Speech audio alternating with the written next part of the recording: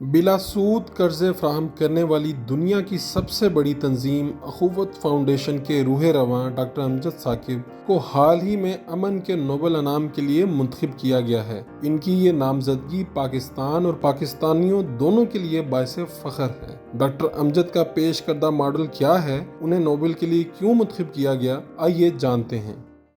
Urdu point کی videos دیکھنے کے لیے ہمارا چینل سبسکرائب کیجیے اور بیل کے آئیکن پر کلک کیجیے تاکہ آپ ہماری تمام آنے والی ویڈیوز سے باخبر رہ سکیں۔ السلام علیکم ناظرین، آپ دیکھ رہے ہیں اردو پوائنٹ اور میں ہوں فاروق شہباز وڑائچ۔ میرے ساتھ موجود ہیں بانی اخوت فاؤنڈیشن ڈاکٹر امجد ثاقب، جو سینکڑوں زندگیاں بدل چکے ہیں۔ ان کو حال ہی میں نوبل امن انعام کے لیے نامزد کیا گیا ہے، اور یہ پاکستان کی خوش قسمتی ہے کہ 251 لوگوں کو پوری دنیا میں سے جن کو نامزد کیا گیا ان میں سے ایک ڈاکٹر امجد ثاقب ہیں۔ ان کی زندگی کہانی انہی کی زبانی جانتے ہیں۔ ڈاکٹر امجد ثاقب صاحب، آپ نے MBBS کیا، پھر سول سروسز میں گئے، پھر سب کچھ چھوڑ کے یہ ادارہ بنا دیا۔ کبھی سوچا تھا کہ نوبل انعام کے لیے بھی آپ کی نامزدگی ہوگی؟ فارغ، سب سے پہلے تو میں آپ کا مشکور ہوں کہ آپ نے مجھے دعوت دی اور ہم یہ گفتگو کر رہے ہیں۔ دیکھیں، انسان ضروری نہیں ہے کہ بچپن میں ہی سوچے کہ اس کو کیا بننا ہے، اسے کہاں جانا ہے، کہاں پہنچنا ہے۔ قدرت آپ کے لیے رستہ خود منتخب کرتی ہے، اور پھر قدرت ہی آپ کو مختلف مراحل سے گزارتی ہے اور آپ کی تربیت کرتی ہے۔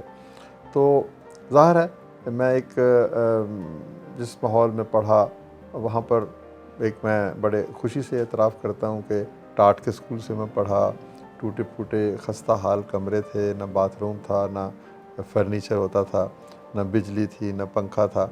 تو اس ماحول میں رہتے ہوئے ایک بڑا خواب دیکھنا ایک مشکل سا کام ہے، لیکن شروع سے ہی کتابوں سے دوستی ہو گئی، اور ان کتابوں میں میں نے ایک نیا جہان دریافت کیا۔ ان کتابوں کے توسط سے میں اس چھوٹے سے اسکول سے نکل کے پوری دنیا تک پہنچ گیا، ماضی تک پہنچ گیا، اور پھر ماضی کی کوکھ سے ایک مستقبل جنم لیتا ہے تو اس کی بھی تصویر دکھائی دینے لگی کہ لوگوں نے اس دنیا کو خوبصورت بنانے کے لیے کیا کچھ کیا ہے، اور ایک بڑا آدمی کون ہوتا ہے، وہ کیا کرتا ہے، کیسے زندگی گزارتا ہے، اور کیا مشکلات آتی ہیں، اور وہ بڑا آدمی ہوتا کون ہے، اور یہ نیکی کیوں کرنی چاہیے، دنیا کو کس قسم کی سوچ اور فکر کی ضرورت ہے۔ تو یہ کتابوں کی دوستی نے، اور پھر اچھے استاد مل گئے، اور پھر آہستہ آہستہ بڑے بڑے انسٹیٹیوشنز میں مجھے پڑھنے کا موقع ملا۔ گورنمنٹ کالج لاہور، جب میں گورنمنٹ کالج لاہور میں داخل ہوا تو اقبال سے دوستی ہو گئی۔ اقبال کی ابھی بھی وہاں پر خوشبو اور مہک آپ کو ملے گی۔ بڑے بڑے لوگوں کا وہاں پر نام نقش ہے، وہ نام آپ تک پہنچتے ہیں اور پھر آپ ان سے انسپائر ہوتے ہیں۔ تو یہ ہے زندگی کا سفر، اور آپ کا مشاہدہ، آپ کی تاریخ کا مطالعہ، آپ کی ذاتی سوچ، سینسٹیوٹی، آپ کی جذباتیت، حساسیت۔ پھر شاعری سے مجھے محبت ہو گئی، تو میں نے غالب کو پڑھا، میر کو پڑھا۔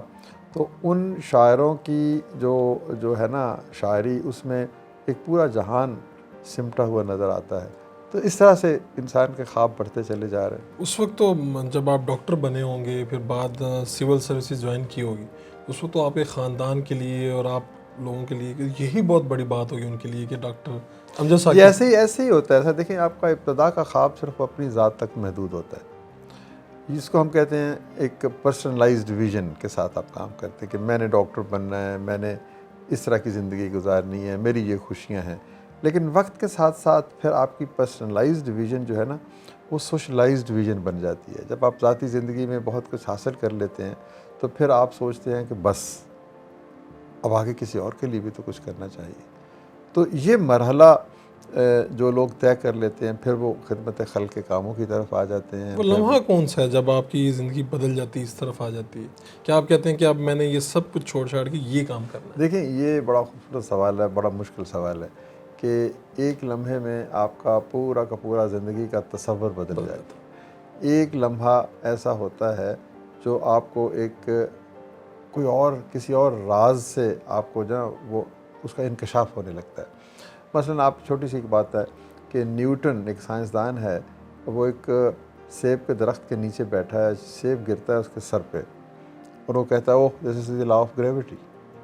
اب سینکڑوں لوگ شاید سیب کے درخت کے نیچے بیٹھے ہوں، سیب بھی ان کے سر پہ گرا ہو، لیکن کسی نے وہ دریافت نہیں کیا۔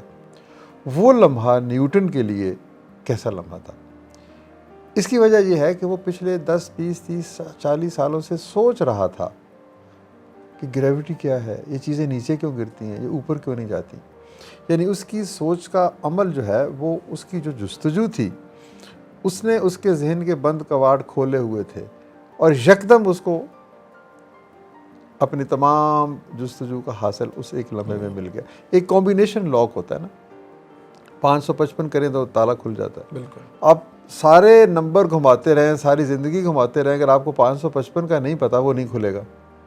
تو وہ ایک لمحہ جو ہے وہ آپ کو کسی اور دنیا میں لے جاتا ہے۔ تو یہ جو لمحہ کیسے آتا ہے؟ اب سوال یہ ہے، اس لمحہ آتا ہے تاریخ کے شعور سے، آپ کے مطالعے سے، آپ کے مشاہدے سے، آپ کی ذاتی سوچ فکر سے، تدبر سے۔ قرآن آپ پڑھتے ہیں، آپ اقبال کی شاعری پڑھتے ہیں، آپ اس کائنات کی گہرائیوں پہ، اس کے رموز پہ غور کرتے ہیں، آپ خدا کی ذات پہ غور کرتے ہیں۔ تو یہ پھر خدا کی طرف سے ودیعت ہوتا ہے کہ کوئی ایسی آپ کی تمام سوچ کرسٹلائز ہو جاتی ہے ایک لمحے، کوئی واقعہ ایسا ہو جاتا ہے کوئی واقعہ ایسا ہو جاتا ہے۔ کہ وہ جو ایک بڑا خوبصورت سا شعر آپ کو میں سناتا ہوں، مجھے یاد آ رہا ہے کہ وہ تو ایک لمحے میں دل میں آ بسے میں کس طرح، عمر کے حاصل کو لمحوں کی شناسائی کہوں۔ بس یعنی ایک شخص آپ کو اچانک ایک لمحے میں اچھا لگتا ہے اور آپ کے دل میں آ جاتا ہے، لیکن دراصل اس کے پیچھے آپ کی برس ہا برس کی سوچ ہوتی ہے، آپ کے اپنی آئیڈیلزم کے آپ اپنا ایک بت بناتے رہتے ہو، تو اچانک آپ کو لگتا ہے یہ تو وہی ہے۔ ڈاکٹر صاحب، پاکستان کے بڑے ایوارڈز، حکومتی اعزازات، اور اس کے بعد پھر ایشیا کا سب سے بڑا ایوارڈ اور اب دنیا کا سب سے بڑا ایوارڈ کے لیے نامزدگی، خود کیا سوچتے ہیں اپنے بارے میں؟ ڈاکٹر امجد ثاقب ہیں کون؟ دیکھیں، یہ جتنے بھی ایوارڈز ملتے ہیں نا، یقین کیجئے میں اتنا زیادہ زمین میں جسے کہتے ہیں نا گرتا ہوں، میں سجدہ شکر ادا کرتا ہوں، مجھ میں انکساری آتی ہے کہ میں کس قابل تھا اور خدا نے مجھے کتنی عزت دے دی۔ تو پھر میری خواہش یہ ہوتی ہے کہ شکران نعمت یہی نہیں ہے کہ میں کہوں یا اللہ تیرا شکر ہے، شکران نعمت یہ ہے کہ جو نعمت آپ کو ملی ہے اس کو آپ کس طرح سے دوسروں کی بہتری کے لیے خرچ کرتے ہیں۔ تو کوئی بھی انعام جو ہے نا وہ ایک امپیٹس ہوتا ہے، وہ ایک تحریک بن جاتا ہے، وہ ایک تازیانہ ہے کہ دیکھیں آپ کو اس اعتماد کے اہل سمجھا گیا، آپ خود کو اس کا اہل ثابت کرنا ہے۔ تو یہ میں تو سمجھتا ہوں کہ جو جتنا بھی اعزاز ملتے ہیں یہ ایک بوجھ بڑھتا ہے، یہ آپ کے رفقا، آپ کے اہل وطن اور دنیا کے دوسرے لوگ آپ پر اعتماد کر کے آپ کو انعام دیتے ہیں کہ آپ کو اس کے وہ اہل سمجھتے ہیں۔ تو اب آپ اگر اس اعتماد کو پورا نہیں کریں گے تو یہ دکھ کی بات ہے۔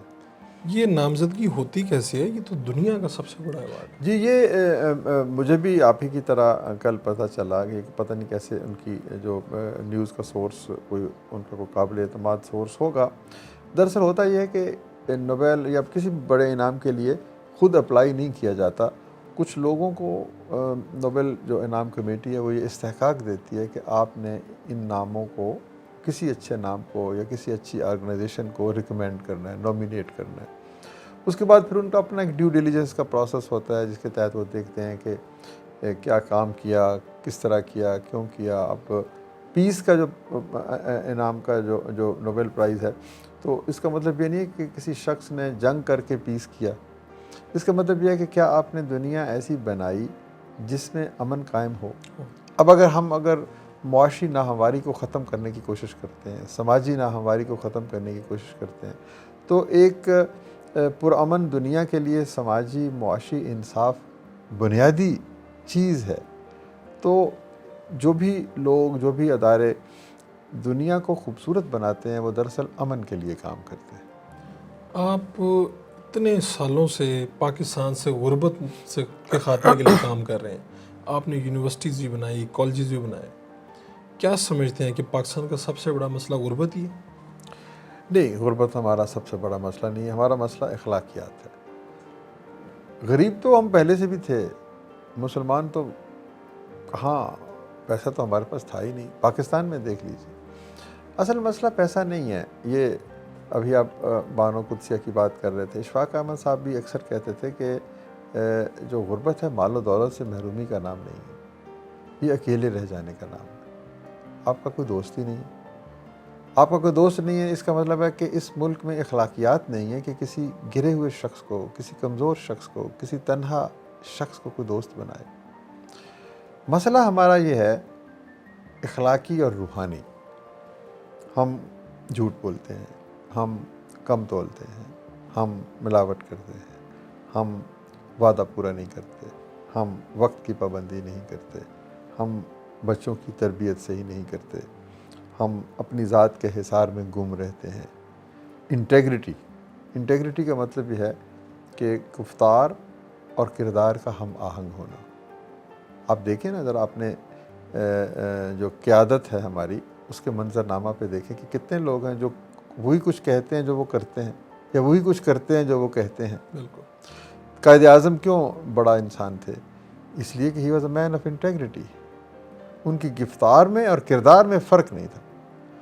تو یہ وہ چیزیں ہیں جو اصل ہماری زوال کا باعث ہے۔ اقبال نے بھی تو کہا نا کہ زوال بندہ مومن کا بے زری سے نہیں، سبب کچھ اور ہے اس کا جو تو سمجھتا ہے۔ پیسے کے نہ ہونا زوال نہیں ہے، اقدار کا نہ ہونا زوال ہے۔ یہ جو احساس اور درد مندی کی دولت کا نہ ہونا، وہ زوال ہے۔ ڈاکٹر صاحب، آج کا جو پاکستان کا نوجوان ہے وہ کنفیوز بھی ہے، روزگار بھی نہیں ہے، مسائل بھی ہیں اس ملک میں، کیا کرے؟ دیکھیں، اس کی کنفیوژن کی بنیادی وجہ یہی ہے کہ اس کی تربیت صحیح نہیں کی گئی۔ اس کو آپ نے ڈگری تو دے دی، لیکن ڈگری کے ساتھ جو تربیت چاہیے وہ اس کو نہیں ملی۔ دیکھیں، نالج، ایبیلٹیز کے ساتھ ساتھ کچھ اوصاف بھی ہونے چاہیے۔ تو اس بچے کو پہلے دن سے، گھر سے، محلے سے، مسجد سے، کالج سے، یونیورسٹی سے یہ سبق ملنا چاہیے کہ سب سے پہلے تم اپنی ذات پہ غور کرو کہ تم اس دنیا میں کیوں آئے۔ جب تک ہم اپنی ذات کا شعور، اپنی ذات کا مقصد اور اس کائنات کا مقصد نہیں سمجھیں گے، ہم خدا کو نہیں پہچان پائیں گے۔ تو کنفیوژن یہیں سے شروع ہوتی ہے۔ ہمیں بس صرف یہ بتایا جاتا ہے کہ پیسہ ہے، اپنی زندگی ہے۔ ہم نہیں سوچتے کہ یہ زندگی 60 سال کی ہے یا 70 سال کی ہے یا 100 سال کی ہے۔ یہ زندگی صرف اتنی نہیں ہے، یہ تو پہلی جو ایک دفعہ جس نے جو تخلیق ہو گیا وہ تو ہمیشہ ہمیشہ کے لیے اس کائنات میں رہے گا۔ خدا نے اس کو کبھی کسی اور صورت میں رکھنا ہے، کسی اور صورت میں رکھنا ہے۔ تو میں سمجھتا ہوں کہ اس کنفیوژن کا شکار یہ ہے کہ ہم اپنی ذات کے حوالے سے اپنی زندگی کا مقصد کا تعین نہیں کر پاتے۔ ڈاکٹر امجد ثاقب صاحب، آپ تو لوگوں کے جو خواب ہیں وہ پورے کرتے ہیں، آپ کا اپنا خواب کیا ہے؟ یہی خواب ہے، میرے خواب کسی عام آدمی کے خواب سے ہٹ کے نہیں ہے۔ ہمارا بھی یہی خواب ہے کہ ہم ایک ایسی دنیا دیکھنا چاہتے ہیں جس میں ہر شخص کو خوشی ملے، اس کی صلاحیت کے مطابق وہ ریوارڈ ہو، اس کو عزت نفس ملے۔ اس سے بڑا خواب میں نہیں سمجھتا کوئی اور ہو سکتا ہے۔ صرف میری خوشی تو خوشی نہیں ہے، میرے خواب تو خواب نہیں ہے نا۔ مجھے حق حاصل ہے کہ میں اچھی زندگی گزاروں، اس کے لیے محنت کروں، رزق حلال کروں، لیکن اس کے بعد پھر ایک مقام ایسا بھی آتا ہے جب میں یہ سوچتا ہوں، یا مجھے سوچنا چاہیے کہ بس اب یہ زندگی کسی اور کے لیے بھی تو ہونی چاہیے۔ دیکھیں، اللہ تعالیٰ کا فرمان ہے کہ اے نبی، لوگ تم سے پوچھتے ہیں کہ ہم تمہاری راہ میں کیا دیں، ان کو بتا دو کہ جو ضرورت سے زائد ہے وہ دے دو۔ یعنی مجھے اپنی ضرورت کو تکمیل تک لانے کا حق تو حاصل ہے۔ اگر میری ضرورت ہے، گھر ہے، گاڑی ہے، اچھی پرآسائش زندگی ہے، اور میں جسٹیفائی کر سکتا ہوں کہ یہ میری ضرورت ہے، تو پھر تو اللہ تبارک تعالیٰ مجھ سے کچھ نہیں پوچھیں گے۔ لیکن جو شاید میری ضرورت سے بھی زائد ہے، میرے 10 گھر ہیں، 20 گاڑیاں ہیں، اتنا بنگلہ ہے، بینک بیلنس ہے، اور وہ پڑا ہوا ہے، کسی کے کام نہیں آ رہا، تو کوئی جسٹیفیکیشن یا جواز تو میں قیامت کے روز پیش نہیں کر سکوں گا کہ میں نے یہ سب کچھ اپنی مٹھی میں بند کیوں رکھا۔ تو ضرورت سے زائد دینا یہ فرض ہے، اور ہر شخص اپنی ضرورت سے زائد اگر شیئر کر لے، یہی مواخات ہے، یہی اخوت ہے، یہی ہمارے ادارے کا ویژن ہے، یہی میرا خواب ہے، یہی ہمارے دوستوں ساتھیوں کا خواب ہے کہ ہمیں ضرورت سے زائد نہیں رکھنا جو کچھ بھی ہے وہ۔ اور پھر یہ بھی ہے کہ جو اللہ کی راہ میں دیا جو اللہ کی راہ میں دیتا ہے وہ کبھی غریب نہیں ہوتا۔ آپ کے ماڈل کو تو دنیا میں مختلف ممالک اس کو کاپی کرنے کی، اسے آگے لے کے جانے کی کوشش کر رہے ہیں۔ پاکستان میں آپ کو حکومتی عہدوں کی بھی آفر ہوتی ہے؟ نہیں، حکومت کے لوگوں کو پتہ ہے کہ مجھے کسی حکومتی عہدے کی تلاش اور جستجو یا خواہش الحمدللہ نہیں ہے۔ کولیبریشن کی البتہ ضرور ہوتی ہے، وہ ہم بھی چاہتے ہیں کہ وسائل تو حکومت کے پاس ہے نا، تو ہم چاہتے ہیں کہ اس ماڈل کو جو ہم نے ٹیسٹ کیا حکومت کے ساتھ مل کے اس طریقے سے عمل درآمد اس پہ ہو کہ خلق خدا کا بھلا ہو۔ اب میں 1,00,000 لوگوں تک پہنچ سکتا ہوں، حکومت اگر ساتھ ہو تو ہم 1 کروڑ لوگوں تک پہنچ سکتے ہیں۔ تو یہ اشتراک عمل تو ممکن ہے، لیکن الحمدللہ مجھے کسی نہ سیاسی عہدے کی خواہش ہے، کیونکہ ہمارا کام غیر سیاسی ہے۔ ہم ہر حکومت کے ساتھ مل کے کام کرنا چاہتے ہیں، اور حکومت جو ہے ضروری نہیں وہ کوئی سیاسی پارٹی کے مفادات کی ہی ترجمان ہو، حکومت تو لوگوں کے لیے کام کرتی ہے۔ تو اس طرح مجھے الحمدللہ کوئی عہدہ نہیں چاہیے۔ ہاں، یہ ضرور ہم چاہتے ہیں کہ تجربے سے ہمارے سے حکومت سیکھے اور پھر ہم مل کے کام کریں، اور وہی خواب جیسے سینرجی کریٹ ہو اور ہم مل کے وہ خواب ڈھونڈیں کہ ایک خوبصورت معاشرہ جس میں ہر شخص عزت اور احترام سے زندہ ہے۔ بہت سے لوگ دیکھتے ہیں ابھی مسائل کا شکار ہیں، ان کے لیے پیغام کیا دیں گے؟ یہ تو بہت سے لوگ کہتے ہیں کہ آپ محنت کریں، آگے بڑھیں، ایسے کریں۔ ڈاکٹر امجد ثاقب صاحب ان کے لیے کیا کہیں؟ میرا پیغام تو سر یہ ہے کہ رات کے کسی لمحے میں سوچیں کہ مجھے تخلیق کیوں کیا گیا۔ باقی اس کے اندر سے اس تدبر کے بعد خود بخود کچھ نہ کچھ آپ کو روشنی نظر آئے گی۔ میں کون ہوتا ہوں کسی کو کہنے والا کہ تم محنت کرو، تم دیانتدار بنو؟ وہ تو اس کی ذمہ داری ہے، میرا کہنا نہیں ہے، اس کو تو خدا نے کہا ہے کہ محنت کرو بھائی، سچ بولو۔ تو یہ بات تبھی آپ اس کی حقیقت تک پہنچیں گے جب آپ اپنے ذات کا جسے کہتے ہیں نا کہ شعور حاصل کریں گے، جب آپ اپنے ذات کی تہ تک پہنچیں گے۔ تو بڑا آسان ہے کہنا کہ لوگوں کی خدمت کرو، اپنے خواب پورے کرو، لوگوں کے خواب پورے کرو، لیکن نقطہ آغاز یہ ہے کہ ہمیں یہ سوچنا ہے کہ میں کون ہوں، اور جب میں زندگی کے اس طلسم کے ٹوٹنے کے بعد خدا کے حضور پیش ہوں گا تو مجھ سے کیا سوال پوچھا جائے گا۔ یہ 2 چیزیں میں آج آپ کو بتا رہا ہوں کہ اگر ہم اس پہ غور و فکر کریں تو ہم ایک اچھی دنیا بنا سکتے ہیں۔ آپ کا بہت بہت شکریہ ڈاکٹر صاحب۔ بہت شکریہ، میں آپ کی خوبصورت گفتگو اور محفل کو ہمیشہ اپریشیٹ کرتا ہوں۔ اللہ تعالیٰ آپ کے اس پروگرام کے توسط سے ہمیں بہت ساری نیکیاں پھیلانے کا موقع دے رہا ہے۔